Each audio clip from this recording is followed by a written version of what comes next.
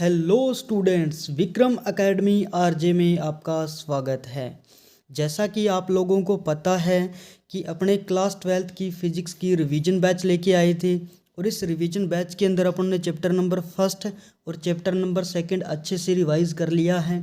और आज की क्लास में अपने चैप्टर नंबर थर्ड के ऊपर डिस्कस करेंगे। और चैप्टर जो थर्ड है वो मोस्ट इम्पोर्टेंट चैप्टर है for exam point of view. Board क्लासों के लिए बहुत ही महत्वपूर्ण ये चैप्टर रहने वाला है।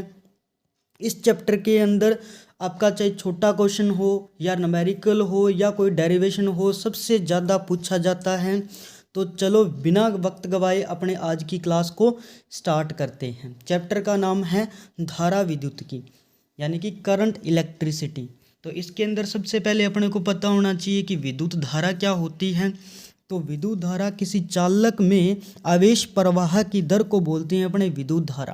और इसका जो गणितीय रूप है वह होता है I बराबर में Q अपॉन में T, जहाँ पर Q जो है वह आवेश है और T क्या है, यहाँ पे समय है।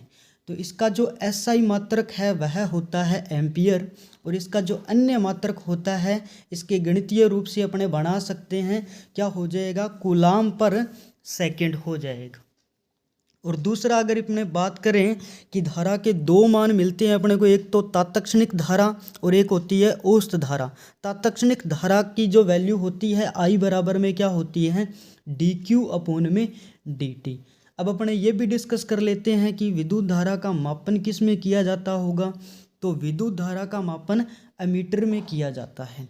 तो विद्युत धारा एक मूल भौतिक राशि है और विद्युत धारा का मापन अपने एमीटर के अंदर किया जाता है। और विद्युत धारा को नियंत्रित करने के लिए प्रतिरोध या फिर धारा नियंत्रक का उपयोग किया जाता है। और इसका SI मात्रक क्या होता है, एम्पियर, जिसे A से प्रदर्शित करते हैं। नेक्स्ट अपने डिस्कस करेंगे कि विद्युत धारा क्या है, एक अदिश राशि है, क्योंकि इसकी दिशा होने के बावजूद भी यह अदिश राशि है, क्योंकि यह सदिश नियमों का पालन नहीं करती। विद्युत धारा का जो प्रवाह है वह सदैव उच्च विभव से निम्न विभव की ओर होता है, जिसे परिपथ में अपने क्या बोल सकते हैं कि यह धनात्मक सिरे से ऋणात्मक सिरे की ओर होता है। अब अपने ये भी बात कर लेते हैं कि विद्युत धारा जो है इसको आवेश के क्वांटा के पदों में कैसे व्यक्त कर सकते हैं। तो इसका गणितीय रूप क्या हो जाएगा, I बराबर में NE बटा में T, जहाँ पर क्या है N जहाँ पे इलेक्ट्रॉनों की संख्या है और E क्या है, एक इलेक्ट्रॉन पे आवेश होता है, यानी कि कितनी वैल्यू होती है इसकी, 1.6 गुणा में 10 की घात -19 कूलाम। अब अपने ये भी डिस्कस कर लेते हैं कि अगर कोई इलेक्ट्रॉन वर्ताकार पथ पर गति करता है तो उसके कारण भी तो क्या होगी, धारा बनेगी, क्योंकि आवेश चलने को ही तो क्या बोलते हैं, विद्युत धारा बोलते हैं। तो वर्तीय गति के कारण विद्युत धारा का मान जो होगा, यानी इसका गणितीय रूप क्या होगा, I बराबर में NeV बटा में 2πr, जहाँ पर V इलेक्ट्रॉन का वेग होगा और R क्या होगा, यानी वर्ताकार पथ की जो त्रिज्या होगी। चलो अब अपने आगे डिस्कस कर लेते हैं कि ओम का नियम क्या होता है, कि किसी चालक तार के अंदर उत्पन्न जो विभवांतर है वह विद्युत धारा के क्या होता है, समानुपाती होता है। अगर उस तार की प्रकृति अपने चेंज ना करे या उस तार का तापमान चेंज ना हो, तो उस कंडीशन में उसका विभवांतर जो होगा वह विद्युत धारा के क्या होगा, समानुपाती होगा। और जैसे ही समानुपाती का साइन हटता है तो V बराबर में अपने पास क्या आ गया है, IR, जहाँ पर R क्या है, नियतांक है, जिसे प्रतिरोध बोला जाता है। और प्रतिरोध का मात्रक क्या होता है, ओम होता है। अब अपने ये भी बात कर लेते हैं कि V और I के बीच में अगर ग्राफ खींचेंगे तो वह क्या मिलेगी, अपने को एक सीधी रेखा मिलेगी, क्योंकि दोनों ही क्या है, डायरेक्टली प्रोपोर्शनल है, यानी कि समानुपाती है। V और I क्या है, समानुपाती है। और V और I के बीच में अगर अपने ग्राफ खींचेंगे तो वह अपने को एक सीधी रेखा मिलेगी। अब एग्ज़ाम में ये क्वेश्चन आ सकता है कि V और I की जो ग्राफ की जो ढाल है वह क्या प्रदर्शित करती है, तो वह प्रतिरोध के मान को प्रदर्शित करती है, यानी कि M बराबर में tan थीटा बराबर में क्या हो जाएगा, आर। टेन थीटा क्या होती है, यहाँ पे ग्राफ की ढाल होती है। यदि ये क्वेश्चन आ जाए कि आई वी वक्र की ढाल क्या होगी, तो वह चालकता को प्रदर्शित करती है। और नीचे आपको आई और वी के बीच में ग्राफ खींच के दिखा रखा है और वी और आई के बीच में ग्राफ खींच के दिखा रखा है। चलो नेक्स्ट अपने डिस्कस करेंगे कि प्रतिरोध को प्रभावित करने वाले कारक कौन कौन से हैं। तो प्रतिरोध को प्रभावित कौन कौन कर सकता है। प्रतिरोध जो तार की लंबाई होगी उसके समानुपाती होगी, यानी जितनी ज़्यादा तार की लंबाई होगी उतना ही ज़्यादा तार का क्या होगा, प्रतिरोध होगा, चालक का प्रतिरोध होगा। और एक जो प्रतिरोध है वह अनुप्रस्थ क्षेत्र के क्या होता है, व्युत्क्रमानुपाती होता है, यानी कि जितना ज़्यादा तार मोटा होगा उतना ही उसका प्रतिरोध क्या होगा, कम होगा, और जितना तार पतला होगा उतना ही ज़्यादा उसका क्या होगा, प्रतिरोध होगा। तो इसी हिसाब से R बराबर में अपने पास क्या मिला, R समानुपाती L अपॉन में A। और जैसे ही समानुपाती का साइन हटता है तो एक नेतांक आता है जिसे हम रो बोलते हैं। रो यानी कि इसको क्या बोलते हैं फिजिक्स के अंदर अपने प्रतिरोधकता। और प्रतिरोधकता का जो मात्रक है यहाँ से अगर अपने निकालें तो क्या हो जाएगा, एरिया क्या होगा, मीटर स्क्वायर, और आर का मात्रक क्या होगा, ओम होगा, और नीचे लंबाई है, लंबाई भी मीटर में होगी। 1 मीटर से 1 मीटर कट जाएगा तो इसका मात्रक क्या निकल के आएगा अपने पास, ओम इंटू में मीटर। अब अपने ये भी डिस्कस कर लेते हैं कि कई बार एग्ज़ाम में एक न्यूमेरिकल पूछ लिया जाता है कि दो अपने पास तार है या चालक तार है जिसकी लंबाई अलग अलग है, तो उसका प्रतिरोध का अनुपात क्या होगा, तो R1 अपॉन में R2 बराबर में L1 अपॉन में L2। और ये भी पूछ लेता है कि दो तार का जो क्षेत्रफल ये है तो इसके प्रतिरोध का अनुपात क्या हो जाएगा, तो R1 अपॉन में R2, R2 का स्क्वायर अपॉन में R1 का स्क्वायर हो जाएगा, जहाँ पर R क्या है, दोनों तार की त्रिज्याएं हैं। अब अपने ये भी डिस्कस कर लेते हैं कि अर्धचालकों के लिए रो टी वक्र यानी कि सिलिकॉन या जर्मेनियम के लिए जो रो टी वक्र होगा वह क्या होगा, अनुक्रमानुपाती होगा, यानी इन्वर्सली प्रोपोर्शनल का अपने को ग्राफ मिलेगा। अब यही पता होना चाहिए कि विद्युत शक्ति क्या होती है। तो विद्युत शक्ति होती है विभवांतर तथा विद्युत धारा का गुणात्मक वैल्यू क्या होती है, विद्युत शक्ति होती है, और इसका मात्रक होता है वोट। और ये क्वेश्चन आता है कि 1 HP बराबर में 746 वोट होते हैं। विद्युत धारा तो अपनों ने पढ़ लिया। विद्युत ऊर्जा की बात करेंगे, और विद्युत ऊर्जा क्या होती है, E बराबर में पावर इंटू में टाइम, जहाँ पे P क्या है विद्युत शक्ति और T क्या है यहाँ पे टाइम। अब विद्युत ऊर्जा का जो मात्रक है वह क्या होता है, जूल होता है। और 1 नंबर का क्वेश्चन ये भी आ सकता है कि जूल का तापन नियम किसे कहते हैं, तो H बराबर में क्या हो जाएगा, I स्क्वेयर RT। और 1 kWh बराबर में कितना होता है अपने पास, 36 गुणा में 10⁵ जूल। अब नेक्स्ट अपने डिस्कस करेंगे आपके चैप्टर का मोस्ट इंपॉर्टेंट पार्ट जो है कि मुक्त इलेक्ट्रॉन सिद्धांत क्या होता है। कि यदि किसी तार के अंदर इलेक्ट्रॉन अनुगमन वेग से गति करते हैं तो उन्हें क्या बोलते हैं, अपने मुक्त इलेक्ट्रॉन सिद्धांत कहते हैं। और उसके अंदर अलग अलग डेफिनेशन है जो एग्ज़ाम में बहुत बार पूछी जाती है। तो पहली डेफिनेशन है अपनी चालकता, जिसे G से प्रदर्शित करते हैं। और G क्या होती है, प्रतिरोध की उल्टी होती है, यानी व्युत्क्रमानुपाती होती है। तो G बराबर में क्या हो जाएगा अपने पास 1 अपॉन में R, और इसका मात्रक क्या हो जाएगा, ओम इनवर्स हो जाएगा। और यह एक अदिश राशि है। अब अपने नेक्स्ट डिस्कस करेंगे विशिष्ट चालकता, इसे सिग्मा से प्रदर्शित करते हैं। सिग्मा बराबर में होता है 1/ρ, और इसका मात्रक हो जाता है ओम इनवर्स और मीटर इनवर्स, इसे महो भी कहते हैं। और यह भी एक क्या है, अदिश राशि है। चलो नेक्स्ट देखो धारा घनत्व। धारा घनत्व इसे J से प्रदर्शित करते हैं। J बराबर में क्या होता है, I अपॉन में A, और इसका मात्रक होता है एम्पियर पर मीटर स्क्वायर। और यह क्या है, एक सदिश राशि है। गतिशीलता जिसे मोबिलिटी बोलते हैं, म्यू बराबर में क्या होता है, VD अपॉन में E। E यहाँ पे विद्युत क्षेत्र है, और VD यहाँ पे क्या है, अनुगमन वेग है इलेक्ट्रॉन का। और यह एक क्या है, अदिश राशि है। और VD यानी कि अपवहन वेग जो होता है या अनुगमन वेग होता है, यह एक सदिश राशि होती है। अब 1 नंबर का क्वेश्चन ये भी आ सकता है कि ओम के नियम का सदिश रूप क्या होगा, तो जे समानुपाती होगा ई, और जे वेक्टर बराबर में क्या हो जाएगा, सिग्मा ई वेक्टर। इसे ओम का नियम का सदिश रूप भी बोलते हैं। अब अनुगमन वेग पे डिस्कस कर लेते हैं। किसी मुक्त चालक में इलेक्ट्रॉनों के प्रवाह की दिशा निश्चित नहीं होती और इलेक्ट्रॉन जो है वो यादृच्छिक रूप से गतिमान रहते हैं, परंतु जैसे ही उनके ऊपर कोई बाह्य विद्युत क्षेत्र उत्पन्न किया जाता है तो सभी इलेक्ट्रॉन एक निश्चित दिशा में गतिमान हो जाते हैं। और इलेक्ट्रॉनों के इस प्रकार की गति को अपने क्या बोलेंगे, अपवहन गति या अनुगमन गति बोलेंगे। और इस स्थिति के अंदर इलेक्ट्रॉनों के औसत वेग को क्या बोलेंगे, अपने अनुगमन वेग या अपवहन वेग। अपवहन वेग को वीडी से प्रदर्शित करते हैं और इसका जो मात्रक होगा वह होगा मीटर पर सेकंड। अपवहन वेग का गणितीय रूप क्या होगा, वीडी बराबर में ई टो अपॉन में एम, यानी इसका सदिश रूप क्या हो जाएगा, वीडी वेक्टर बराबर में ई वेक्टर टो अपॉन में एम हो जाएगा, जहां पर ई वेक्टर क्या है, यहाँ पे विद्युत क्षेत्र है, और टो क्या है, विश्रांति काल है। विश्रांति काल होता है दो इलेक्ट्रॉनों के मध्य टक्कर में लगने वाला समय होता है विश्रांति काल। और एम यहाँ पे क्या है, एक इलेक्ट्रॉन पे द्रव्यमान है।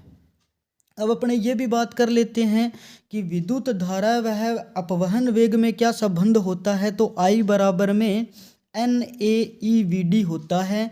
और जैसे ही अपने आई के अंदर ए का भाग लगाएंगे तो वह क्या बन जाएगा, जे, जिसे अपने क्या बोलते हैं, धारा घनत्व। तो धारा घनत्व और अपवहन वेग में जो संबंध है वह क्या हो जाएगा, जे बराबर में एन ई वी डी। और एन यहाँ पे क्या है, इकाई आयतन में इलेक्ट्रॉनों की संख्या है। अब ये भी क्वेश्चन आ सकता है कि अपवहन वेग के सिद्धांत के आधार पर या मुक्त इलेक्ट्रॉन सिद्धांत के आधार पर विशिष्ट चालकता के सूत्र क्या होगा, तो विशिष्ट चालकता का जो सूत्र होगा वह सिग्मा बराबर में N E square tau upon में एम हो जाएगा। नेक्स्ट अपने डिस्कस करेंगे चैप्टर का जो मेन पार्ट बच गया, जिसके ऊपर न्यूमेरिकल आते हैं, कि किरचॉफ के नियम। किरचॉफ के दो नियम होते हैं। फर्स्ट रूल जिसको केसीएल का नियम बोलते हैं, इस रूल के हिसाब से क्या होता है, अगर किसी भी संधि बिंदु पर यानी जंक्शन पर आने वाली धारा का योग जाने वाली धारा के योग के बराबर होता है, यानी आई इनकमिंग बराबर में आई आउटगोइंग, यानी जितनी धारा जंक्शन पे आएगी उसका जो जोड़ होगा वह जाने वाली धाराओं की जोड़ के बराबर होगा। जैसे कि इस डायग्राम में आपको दिखा रखा है, इसमें जाने वाली धाराएं कौन कौन सी है और आने वाली धाराएं कौन कौन सी है। अगर आप इस डायग्राम को ढंग से देखें तो यहाँ पे देखो आने वाली धारा कौन कौन सी है, I1 plus I2 plus I6। उसके बाद ये तो हो गया आने वाली धाराओं का योग, और इसमें जाने वाली धारा कौन कौन सी है, जंक्शन से देखो I3 I4 और I5 क्या है, जंक्शन से जाने वाली धाराएं हैं। और केसीएल का जो उपयोग है वह प्रतिरोध के समांतर क्रम संयोजन में भी किया जाता है। अब अपने बात कर लेते हैं किरचॉफ के द्वितीय नियम की, जिसे केवीएल भी बोलते हैं। इसमें क्या होता है, विभव में परिवर्तन यानी डेल वी का जो योग होगा वह क्या होता है, हमेशा के लिए जीरो होता है, यानी सिग्मा डेल वी बराबर में क्या होगा, सिग्मा आई आर बराबर में जीरो। और केवीएल का जो उपयोग है वो प्रतिरोध के श्रेणी क्रम संयोजन में भी किया जाता है। अब अपने बात कर लेते हैं कि व्हीटस्टोन सेतु क्या होता है। व्हीटस्टोन जो ब्रिज होता है उसका उपयोग अपने अज्ञात प्रतिरोध को ज्ञात करने में किया जाता है, जिसमें आपको 3 प्रतिरोध दे रखे होंगे और एक अज्ञात प्रतिरोध आपको ज्ञात करना होता है, और एक कनेक्शन दे रखा है आपको। और इसका पैटर्न क्या होता है, पी क्यू आर एस। यदि आपको पी और क्यू और आर की वैल्यू दे दी तो एस की वैल्यू पूछ लेगा, जहाँ पे एस क्या होगा, फिर अज्ञात प्रतिरोध होगा। और इसका सूत्र क्या हो जाएगा, पी बटा में क्यू बराबर में आर बटा में एस। अब अपने बात कर लेते हैं सेलों का संयोजन।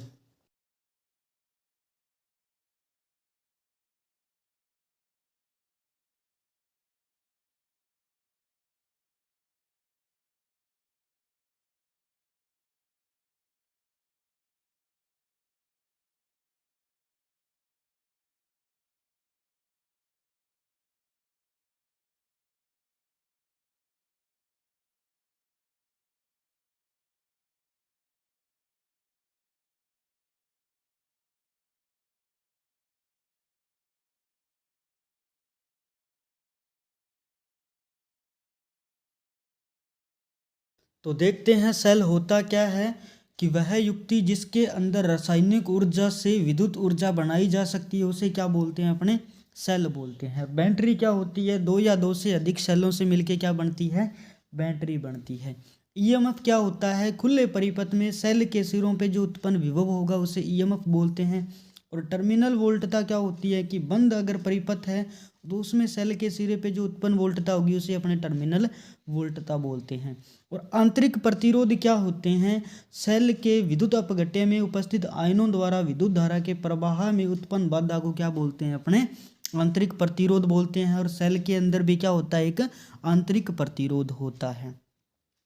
तो अपने बात करेंगे कि विद्युत वाहक बल E व टर्मिनल वोल्टता V तथा आंतरिक प्रतिरोध R में जो संबंध है वह I बराबर में E बटा में R प्लस का स्मॉल r। यहाँ पे क्या है, E जो है वो सेल का क्या है, EMF, और R क्या है, सेल का आंतरिक प्रतिरोध, और कैपिटल R क्या है, सर्किट के अंदर जो रेजिस्टेंस अपनों ने लगा रखा है, यानी कि जो प्रतिरोध लगा रखा है। अगर सेल चार्ज हो रहा है उस कंडीशन में जो V का मान होगा, यानी टर्मिनल वोल्टता का जो मान होगा वह होगा E प्लस में IR स्मॉल r। अगर सेल को डिस्चार्ज किया जा रहा है, सेल से किसी बल्ब को जलाया जा रहा है, तो उस कंडीशन में टर्मिनल वोल्टता यानी कि V बराबर में क्या होगा, E माइनस का I स्मॉल r होगा। नेक्स्ट अपने डिस्कस करेंगे कि सेलों का श्रेणी क्रम संयोजन। देखो सेलों का श्रेणी क्रम संयोजन क्यों करते हैं, अपने विद्युत धारा के अधिकतम मान को प्राप्त करने के लिए दो या दो से अधिक सेलों को क्या करते हैं, अपने श्रेणी क्रम या समांतर क्रम में जोड़ दिया जाता है, जिससे अपने को धारा का जो अधिकतम या न्यूनतम मान मिलता है। अब अपने बात करेंगे श्रेणी क्रम संयोजन। तो इसका सर्किट ये होगा, और इसी हिसाब से अगर अपने बात करें कि दोनों सेल को अगर संयोजित कर दिया जाए श्रेणी क्रम में, तो अपने को नेट विद्युत वाहक बल क्या मिलेगा, अपने को E1 प्लस E2, और जितने भी सेल लगे होंगे उसके विद्युत वाहक बल का क्या हो जाएगा, एडिशन हो जाएगा। और R नेट यानी आंतरिक प्रतिरोध का जो तुल्य है वह क्या मिलेगा अपने को, R1 प्लस R2 प्लस का जितना भी उसके अंदर आंतरिक प्रतिरोध अलग अलग सेल का जो होगा। अगर सेल का विद्युत वाहक बल और सेल का आंतरिक प्रतिरोध बराबर है तो उस कंडीशन में जो E नेट है वह क्या मिलेगा अपने को, NE, और R नेट जो है वह क्या मिलेगा अपने को, NR। और इस कंडीशन में जो परिपथ में धारा चलेगी वह उसका मान क्या होगा, तो I बराबर में E1 प्लस E2 अपॉन में क्या हो जाएगा, कैपिटल R प्लस का small R1 plus small R2। अगर इसमें बात करें अपने कि इसमें EMF बराबर है तो क्या हो जाएगा, विद्युत धारा का मान, तो I बराबर में N E बटा में क्या हो जाएगा, R प्लस का N स्मॉल r। नेक्स्ट अपने डिस्कस करेंगे कि सेलों का समांतर क्रम संयोजन। इसका सर्किट ये होता है, इसके अंदर देखो दोनों सेल जो है वो समांतर क्रम में संयोजित हैं। तो इसके अंदर जो तुल्य विद्युत वाहक बल होगा सेलों का वह कितना होगा, E1 R2 प्लस का E2 R1 अपॉन में R1 प्लस का R2। अगर अपने बात करें इन दोनों सेलों का आंतरिक प्रतिरोध का तुल्य क्या बनेगा, तो R नेट बराबर में R1 R2 अपॉन में R1 प्लस R2। अगर अपने बात करें इस सर्किट के अंदर प्रतिरोध जोड़े होने के कारण विद्युत धारा का क्या मान मिलेगा, I बराबर में E1 R2 प्लस का E2 R1 बटा में क्या हो जाएगा, R1 R2 माइनस का V R1 plus R2 upon में R1 R2। इस परिपथ के अंदर विद्युत धारा का मान होगा सेलों के समांतर क्रम संयोजन से। तो आज की क्लास आपको कैसी लगी, अगर आपको क्लास पसंद आई तो इसे लाइक कीजिए। अगर आपको कोई टॉपिक नहीं समझ में आ रहा तो कमेंट सेक्शन में ज़रूर बताएं, जिससे कि उसके बारे में न्यू वीडियोज़ के अंदर अपलोड कर दें। और साथ में चैनल को सब्सक्राइब कर लीजिए और बेल आइकन को दबा लीजिए, जिससे न्यू वीडियो जैसे ही अपलोड होगी उसका नोटिफिकेशन आपको मिल जाएगा। धन्यवाद।